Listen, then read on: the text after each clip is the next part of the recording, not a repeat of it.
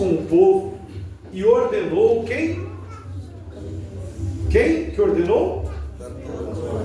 Para o Senhor que fizessem o quê?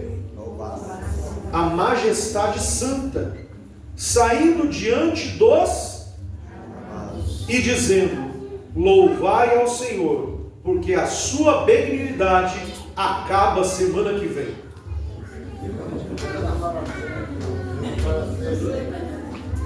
Até quando eu tenho dinheiro no bolso? Até quando eu tiver saúde? Até quando tiver dando tudo certo?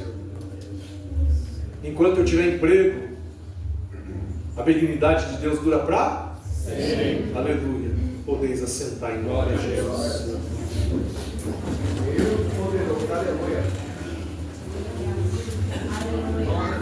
O livro das Crônicas, meus irmãos, os dois, que é um compêndio de 2 volumes, apesar de nós olharmos e percebermos que eram 2 livros, mas na verdade ele trata de apenas um exemplar. Na Bíblia hebraica, que compreende o Antigo Testamento, o livro das Crônicas era apenas um livro. E ele não foi escrito em período contemporâneo, ou seja, diferentemente do livro dos reis de Israel, primeiro livro e segundo livro. O livro das Crônicas ele foi escrito após o exílio babilônico. Alguns historiadores acreditam que o escritor do livro de Crônicas, dos 2 volumes, é o escriba Esdras, que estava à frente junto com Neemias e junto com Zorobabel para a reconstrução. O povo tinha passado uns 70 anos em cativeiro, 70 anos longe da sua terra, 70 anos longe da promessa. E havia uma necessidade de haver um resgate da identidade cultural, da identidade religiosa. Embora Deus tivesse guardado o povo no cativeiro, as influências de Babilônia elas estavam permeando a vida do povo de Israel. Ao ponto de que no livro de Neemias os irmãos percebem que haviam sido contraídos muitos casamentos ilícitos. E que casamentos eram esses? Casamentos que compreendiam o povo de Israel se misturando com outras nações, com outras culturas, com outras crenças.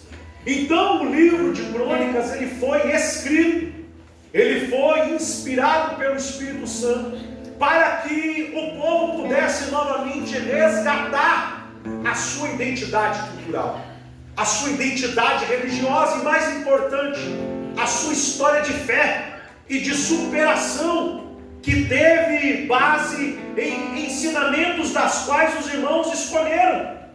Porque todo o sucesso que nós obtivemos nos nossos dias e que o povo de Deus obteve, é quando o povo de Deus coloca a lei de Deus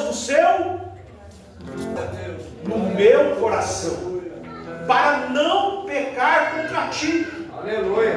O povo de Israel estava começando a caminhar pelo mesmo caminho que levaram eles a ser algo que vai colocar em risco a sua fé, em risco a sua identidade. Deus intervém para que o povo não esteja sob o jugo do pecado, sob o jugo do mundo, sob o jugo de Satanás, e assim o povo de Deus possa ser luz, possa ser sal. Eu vou falar um negócio para você sobre sal. Quando a gente quer dar tempero, meu irmão, é pouquinho, viu? É pouquinho. Tem gente que fala assim, você não pode ser salgado. Quando é para dar tempero, é. Mas quando é para conservar, meu irmão, não é pouco sal, não. É muito sal. Deus está nos conclamando a colocar sal, porque Ele não vai levar embora a nossa identidade, Ele não vai levar embora as nossas promessas. Deus está junto com a sua igreja. Aleluia. Glória a Deus, aleluia.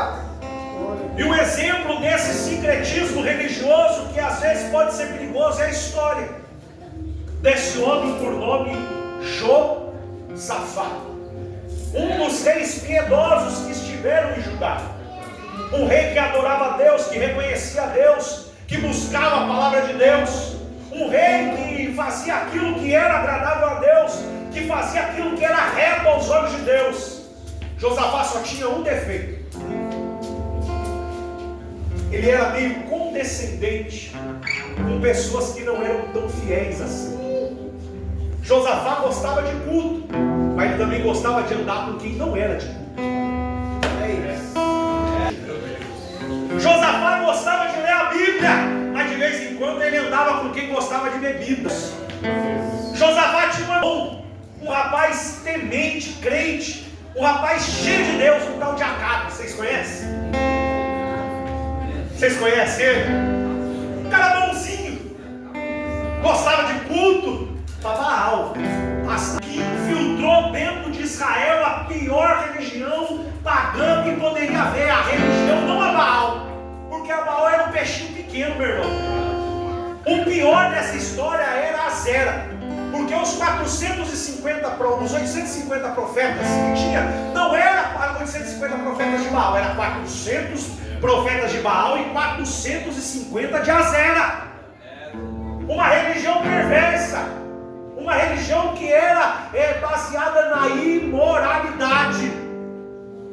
Não era boi, bezerro que era sacrificado para Azera, era outra coisa. E Acabe era desse, a mulher de Acabe era dessa. E Josafá crente, Josafá que sentava no conjunto, Josafá que cantava na igreja, Josafá que tinha cargo na igreja, desempenhava a função na igreja, era temente a Deus, andava segundo a vontade de Deus, mas quando saía da igreja ia atrás de quem? Olha aí.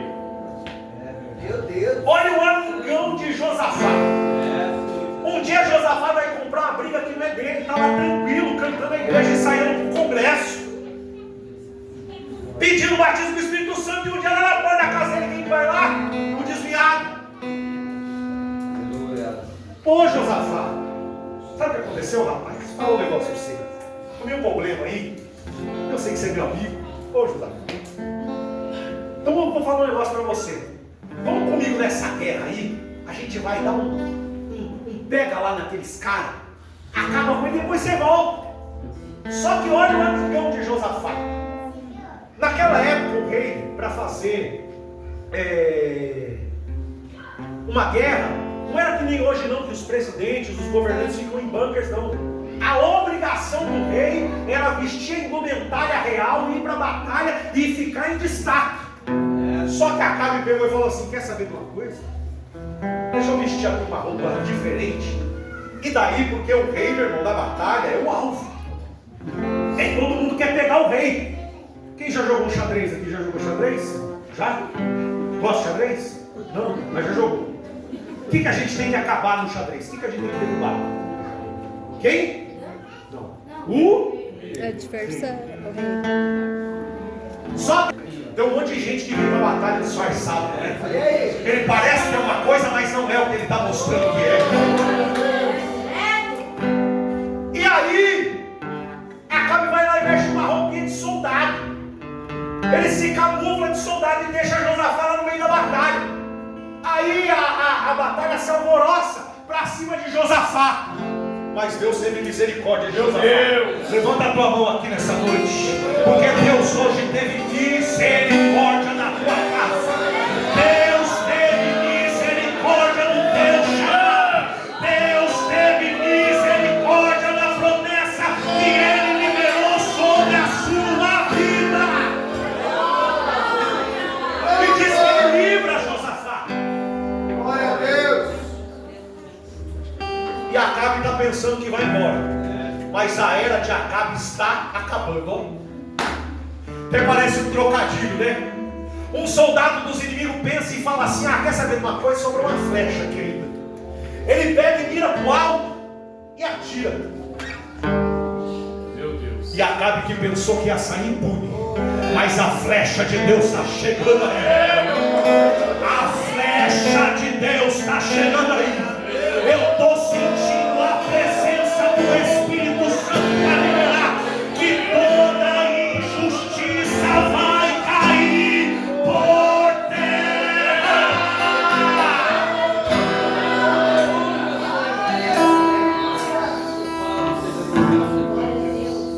Acabe está com uma armadura, mas diz que a flecha entra bem certinho aqui, ó, entre o braço e a costela, e fere e mata Acabe.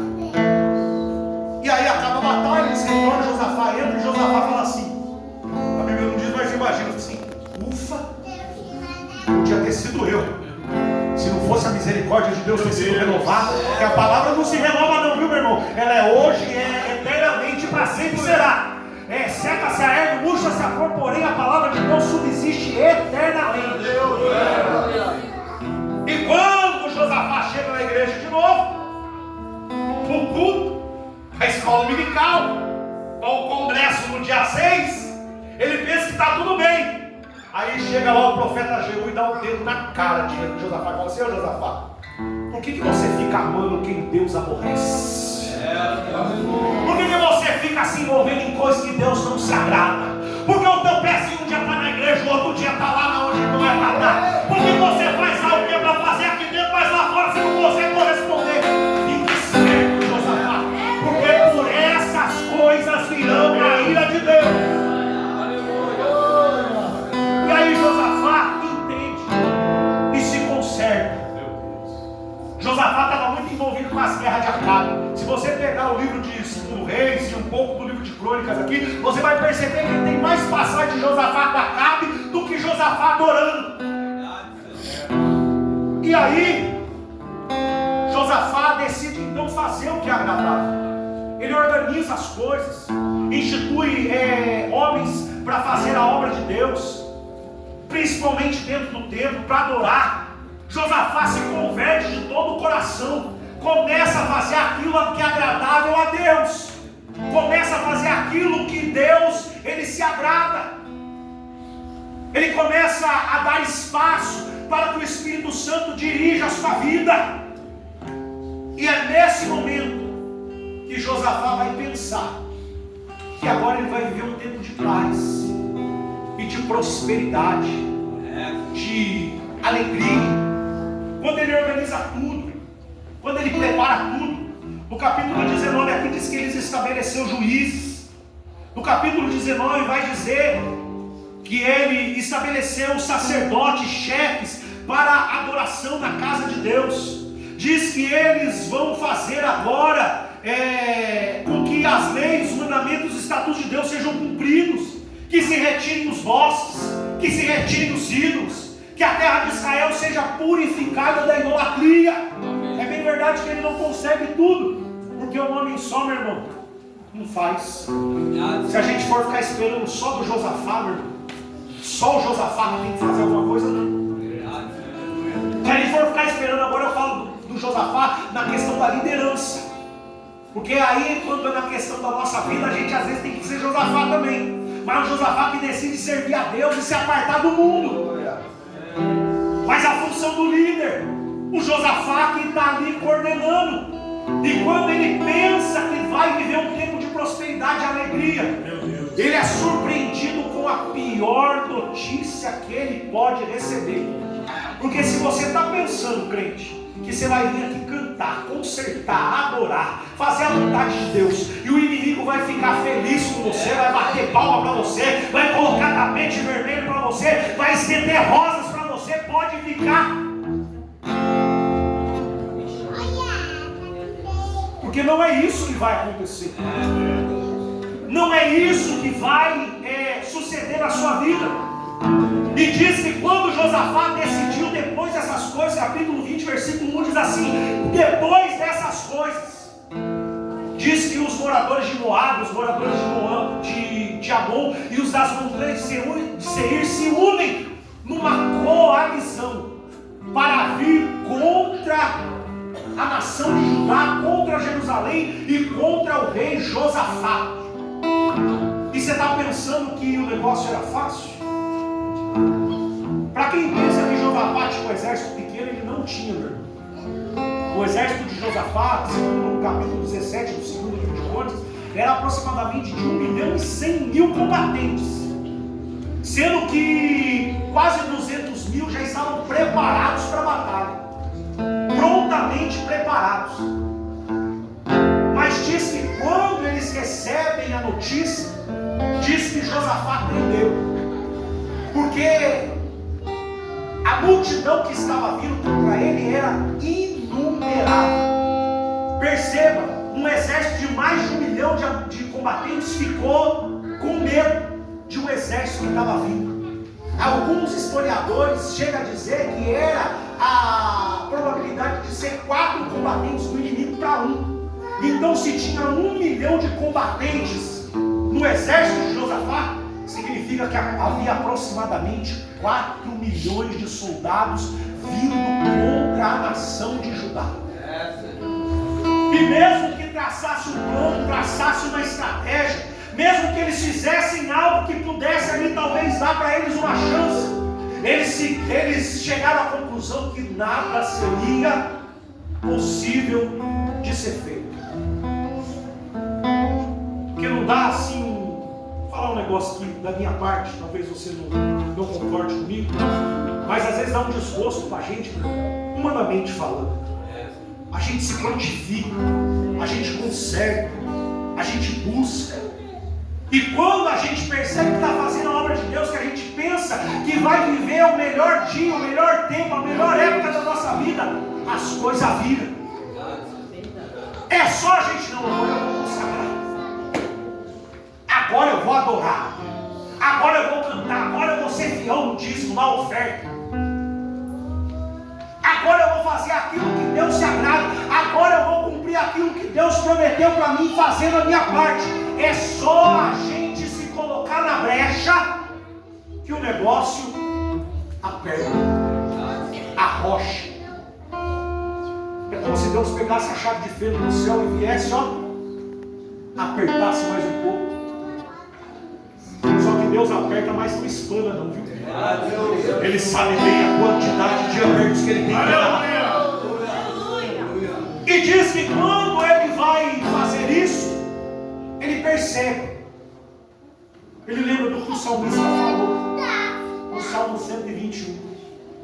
Elevo os meus olhos para os montes, de onde me virá o socorro? Por que o salmista escreveu isso? Porque Jerusalém ela é edificada sobre montanhas. Até hoje os exércitos do Irã, os exércitos de nações inimigas têm dificuldade para tentar chegar a Israel, porque é difícil o acesso. Só que dessa vez não haveria escapatória. Dessa vez não ia adiantar os montes. Mesmo a geografia de Jerusalém propiciando a defesa, ela não seria capaz de conter o avanço daquele exército hostil, daquele exército inimigo. Só que daí Josafá lembrou que tem alguém que está mais alto que Jerusalém. Foi nesse momento que Josafá se lembrou que o socorro não virá dos montes, mas o socorro virá de quem fez o céu e a terra. Eis que não dormirá, eis que não bosquejará o guarda de Israel.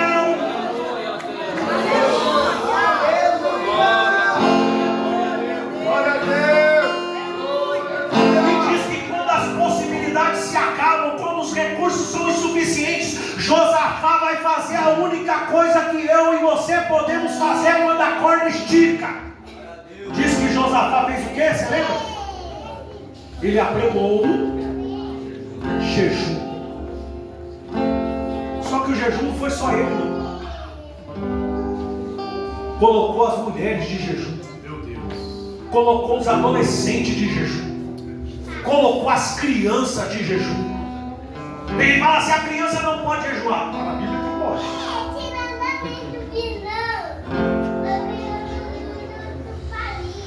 Porque quando acabam, meus irmãos, as possibilidades da terra, as do céu, meu Deus, começam a jorrar.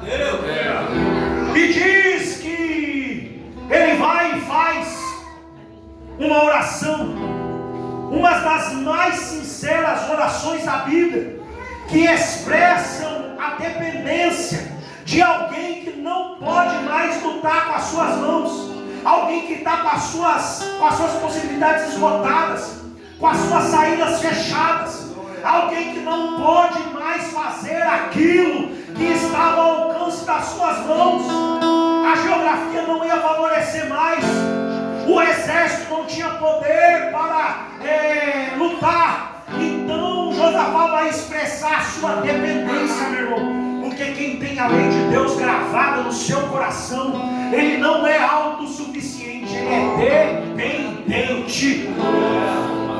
Ele não olha para o que ele tem, ele não olha para o que ele sabe, ele não olha para o que ele possui, ele não olha para o tamanho da sua casa, ele não olha para o tamanho do seu salário, ele não olha para o diploma que tem na parede, ele reconhece que só tem alguma coisa, porque foi Deus que deu.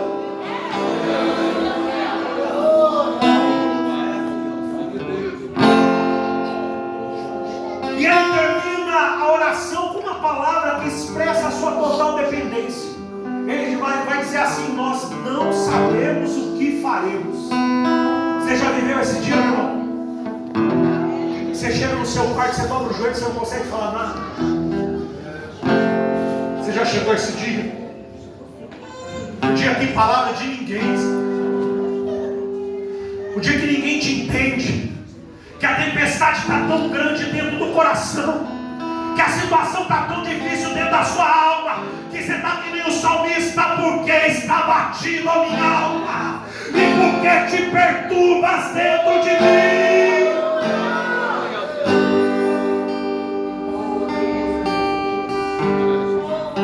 Ele vai dizer: nós não sabemos o que faremos, porém os nossos olhos estão postos em ti.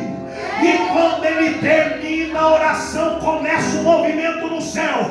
Porque quando você começar a orar, meu irmão, o céu vai começar a se movimentar.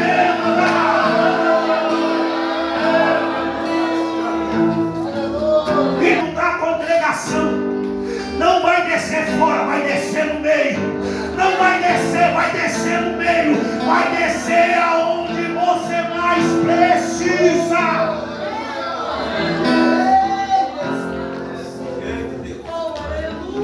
E talvez a gente estava esperando Deus usar alguém, mas diz que Deus desce no meio da congregação. O nome de Jaziel. Jaziel não era profeta, mas estava na brecha. Jaziel não era conhecido, mas estava na brecha. Jaziel era um improvável que ninguém dava nada, mas ele estava lá esperando. Se Deus quiser, eu estou aqui. Se Deus quiser, ele me vem. Então diz o Espírito de Deus enche Jaziel e diz: não temais, nem vos assusteis por causa dessa grande multidão, porque a peleja não é vossa, senão de Deus. Parai e está de pé, e grande o livramento do Senhor.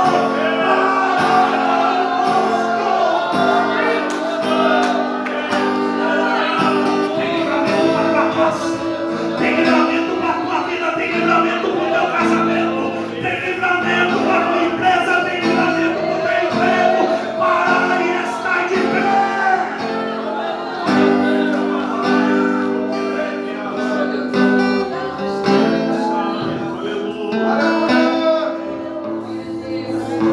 Eu estou sentindo a graça de quem tem livramento para dar essa noite. Eu estou sentindo a autoridade de quem tem poder de parar a multidão. Eu estou sentindo a presença de quem tem a solução para esse problema.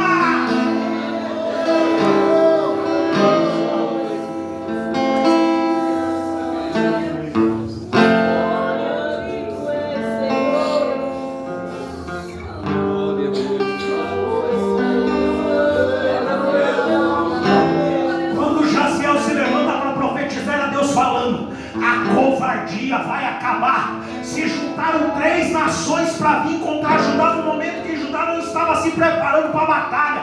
Levantaram uma guerra contra ti quando você estava adorando, mas o teu advogado viu, o teu redentor viu.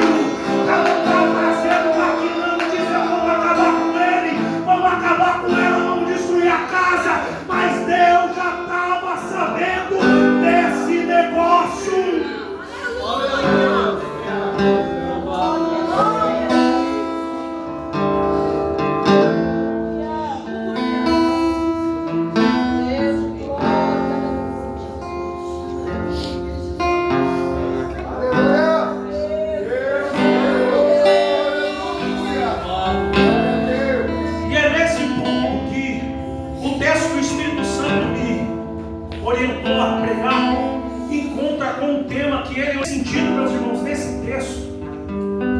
gente for falar de quem tem a lei de Deus no coração e chama a gente mais atenção, talvez seja o rei Josafá.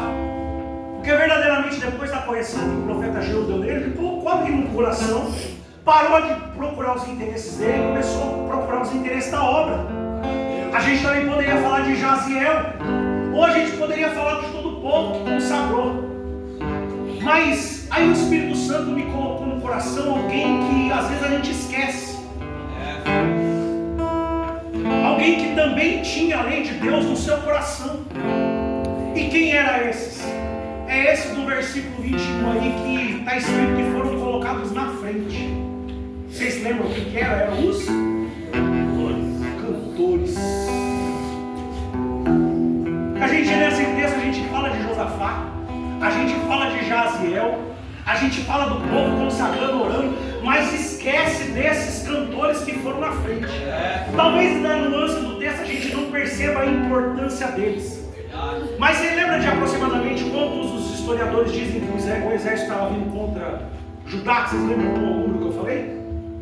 4 milhões. No Vale do Paraíba, meu irmão, moram aproximadamente 3.300.000 habitantes. No Vale do Paraíba. No Vale. Eu acho que de Santa Isabel, Jacareí, até Cachoeira Paulista. Se tem alguma cidade para lá também não conheço. Não sei. 4 milhões. E diz que era para colocar cantor na frente dos armados. Ou seja, cantor, o que cantor faz, meus irmãos? O que cantor faz? O que cantor faz? Está implícito. O que ele faz? Então ele não pega espada. O que ele faz? Ele usa lança. O que ele faz? Então significa que ele foi para frente. Normalmente a banda, os músicos, os cantores, eles iam na peleja, mas eles ficavam num lugar reservado, num lugar seguro, porque eles não levam armas, eles levam adoração, a sua voz, o instrumento. Só que agora eles não iam atrás, eles iam na frente. Tem alguém que canta aqui? Estou falando de quem está afinado, não de quem tem técnica, não. Estou falando de alguém que canta aqui. Aleluia. Se tem alguém que canta aqui, levanta a mão. Você não vai ficar atrás. Hoje Deus está te colocando na frente. Hoje você não vai ficar trabalhando para cima, não tenho arma. Como que eu vou lutar? Como que eu vou lutar? Se eu fosse você, eu já desembanhava a sua arma das suas cordas vocais e começava a cantar o louvor a Ele, o cante para Ele. Porque hoje você não vai dar força no seu braço. Hoje você vai o poder da adoração.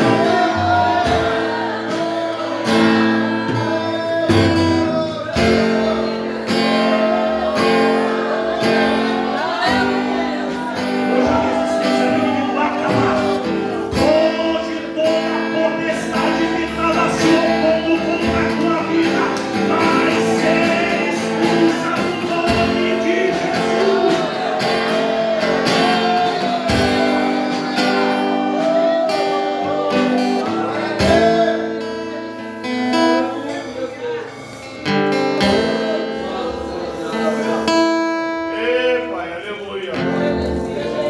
Esses cantores, eles tinham a lei de Deus no seu coração, porque essa coragem, meus irmãos, não era fruto de ousadia humana, mas era fruto de uma confiança inabalável em Deus.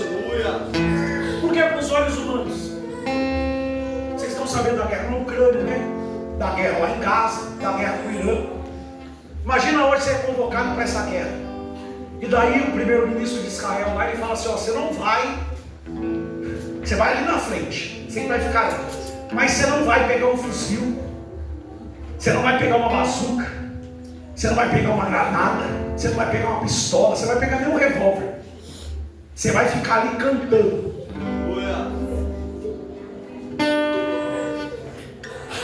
E aí? humanamente falando, não estou falando com a presença de Deus, eu estou falando humanamente falando.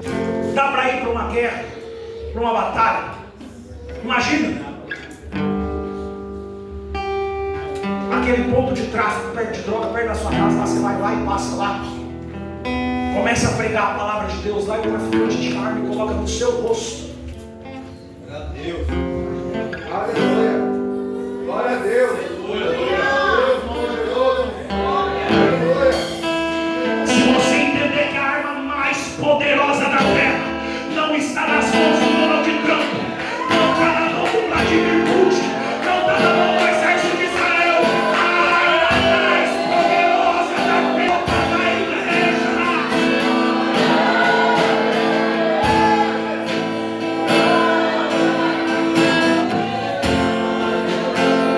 Eu vou deixar você adorar um pouco, eu vou deixar você cantar um pouco, eu vou deixar você glorificar.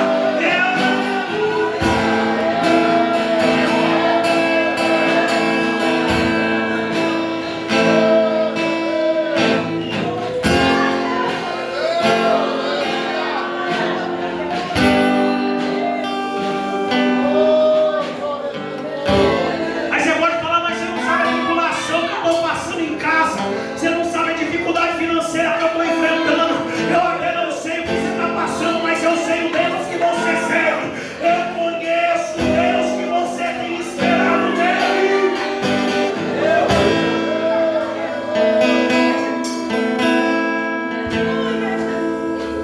Isso aqui é um dissenso, é um paradoxo, é um contrassenso, é um contraponto. Porque normalmente acontecia um negócio com os cantores. Os cantores normalmente só cantavam após a batalha. Por que eles só cantavam após a batalha? Por quê? Por que os cantores só cantavam após a batalha? Por causa do quê? Mas se perdesse? É verdade. Se perdesse não tinha música. Ah, meu Deus. Eu nem lutou ainda, mas já está cantando. O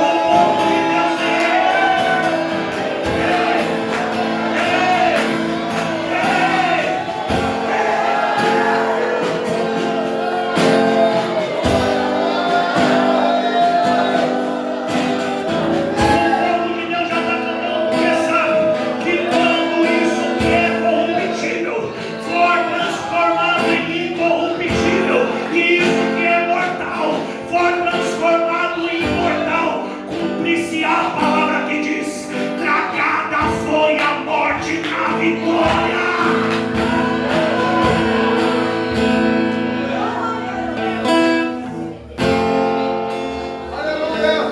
O povo de Deus ainda não venceu, mas já está cantando porque sabe que a vitória é certa.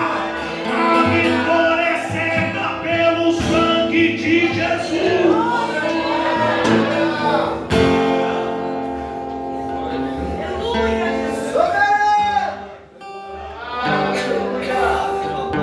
Quem tem a lei de Deus no coração não precisa ficar se preocupando com o resultado, porque ele sabe que a vitória é certa. Por isso que Paulo diz na Epístola aos Coríntios, capítulo 13, versículo 12: a noite passada é, o dia já é rechegado. Rejeitemos, pois, as obras das trevas e nos vistamos com as armas da luz. Quem tem a lei de Deus não tem celestiais que foram confiadas por Deus. Aqueles cantores, eles não pediram garantias. Talvez se fosse a gente falava assim: eu vou cantar, mas dá uma espada também. Meu Deus. Eu vou cantar, mas eu queria uma lança para ficar aqui do meu lado. Eu até canto, mas eu vou levar aqui um arco e flecha aqui com umas flechas aqui na aljava, e se o negócio pegar eu paro de cantar e começo a atirar. Mas quem tem confiança em Deus, quem tem a lei de Deus gravada no teu coração, sabe que você não precisa levantar a tua voz, não precisa levantar a tua mão para tentar agredir ninguém. Só canta, só canta, só canta.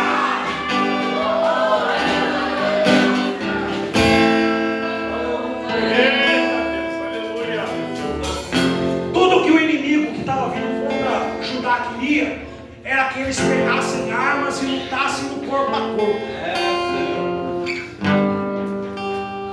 Porque se Josafá fosse no corpo a corpo, na força dos seus braços, já era.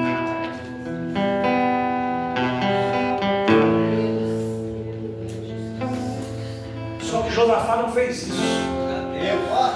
Josafá levou a batalha para o alto. Aleluia.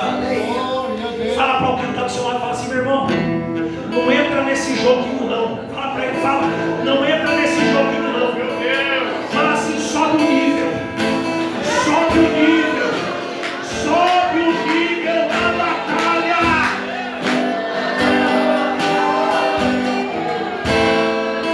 Aí você pode dizer assim: mas pregador, eu estou cansado. Não está dando para cantar porque eu estou cansado. Aí Isaías vai dizer: os que esperam no Senhor subirão com asas como águias, correrão e não se cansarão, caminharão e não se fatigarão. Segura um pouquinho, segura só um pouquinho. Tem só um animal que tem coragem de atacar a águia em voo. É o corvo. O corvo, quando vê a águia, a primeira coisa que ele vai fazer é atacar a águia, porque o corvo é um animal de rapina. O corvo é um animal que come carniça. O corvo é um animal impuro. E a primeira coisa que ele faz quando ele vê a águia é atacar a águia. Mas diferentemente do que vocês podem estar pensando, a águia, ela não ataca o corvo. Ela não revida. Verdade. Ela não vira as garras para pegar o corvo. Ela faz apenas uma coisa. Glória a Deus. Ela abre a asa bem alta Meu Deus. e começa a subir. E vai subindo. E o corvo vai atrás, mas ela vai subindo. Ela vai levantando o voo. Chega no momento que para o corvo o ar fica rarefeito e ele não consegue mais atacar a águia. Então a águia pode voar soberana no céu e o corvo tem que voltar para a área que ele é designada. Então você não precisa revidar, não precisa, meu irmão. É só abrir as asas do Espírito de Deus e subir. Sobe o nível da oração, sobe o nível da história, sobe o nível da aleluia, sobe o nível da entrega, sobe o nível da consagração.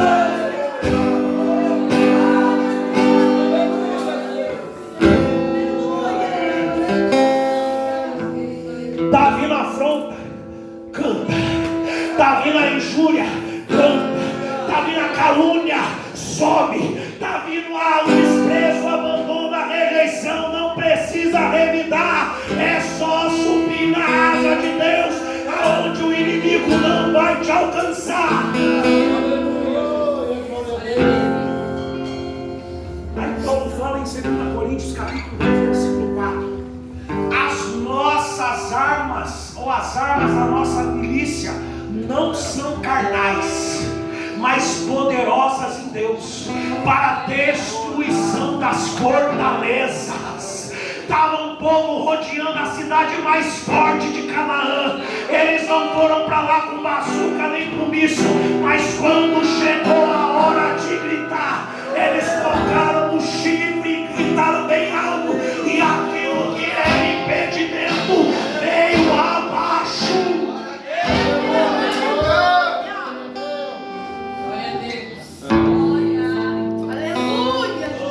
Aí eu sei que é um congresso de jovens e adolescentes, ou de adolescentes, né? De adolescentes. E eu queria deixar aqui uma reflexão para vocês. Porque às vezes vocês se encontram em situações semelhantes a essa. Vocês são novos demais para ter recursos próprios, mas também já são grandinhos demais para ficar só se preocupando com brincadeira. Eu tenho certeza que vocês aqui já pensam em futuro, já pensam em estudo, já pensam em carreira profissional. Tenho certeza, estou olhando para vocês e eu vejo aqui no olho de vocês que vocês são adolescentes que são focados. Mas aí vocês olham para a condição que vocês têm hoje, para a condição do pai e da mãe. para a condição que vocês têm de fazer alguma coisa, fala assim: meu Deus, nós não sabemos o que faremos. Eu queria tanto entrar naquele curso, mas o meu pai não tem dinheiro para pagar. Eu queria tanto começar a me especializar, mas parece que é uma multidão de problemas. Eu queria um trabalho para conseguir ajudar mais minha mãe. Eu vejo que ela trabalha muito. Você acha que Jesus não vê? Você acha que o mestre não está vendo? Você acha que ele não te acompanha de perto? Você acha que ele não sabe o desejo de vocês, jovens, de ingressar numa faculdade, de conseguir uma boa posição financeira, uma boa posição profissional, e às vezes tem que trabalhar o dia inteiro? Como que estuda? Como que vem na igreja? Como que faz a obra? Como que vai? Parece que é uma multidão, parece que não tem como. Mas está aqui a receita de quem tem a lei de Deus no coração. Quando você achar que as suas forças não dá, vai para frente do campo de batalha e começa a cantar, começa a adorar, começa a louvar, começa a consagrar, a se entregar, porque Deus tem a resposta para aquilo que você não tem solução.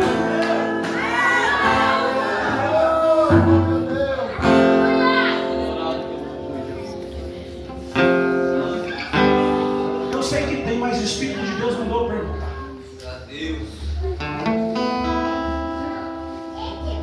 Tem alguém aqui que está com vontade de fazer um curso, com vontade de se especializar em alguma coisa, mas não está vendo possibilidade?